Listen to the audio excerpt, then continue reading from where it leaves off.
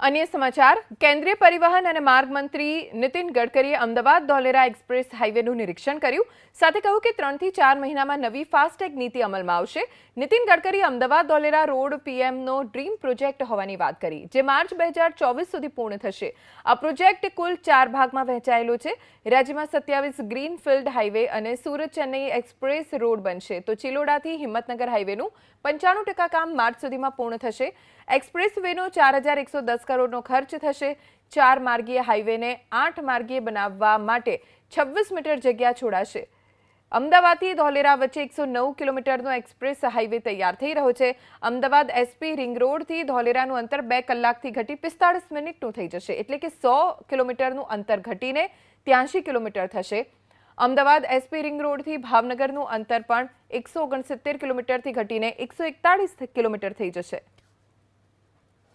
Fast track में एक नई पॉलिसी 3-4 महीने में लाएगी, वो automobile automatic number plate registration, यानी एक तरफ हमारा फास्ट ट्रैक का भी ये लगा होगा स्टिकर और दूसरी तरफ नंबर प्लेट को भी हम करेंगे और टोल नाके को हटा देंगे।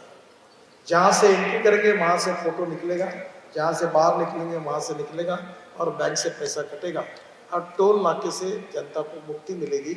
और ये fast track automatic number plate registration system related to satellite ये हम जल्दी लाने की कोशिश कर रहे हैं, जिससे और ये आपका अभी हमारा जो फास्ट ट्रैक है ये भी 98.5% हो गया है, तो भी इससे और सुधार होकर लोगों को रिलीफ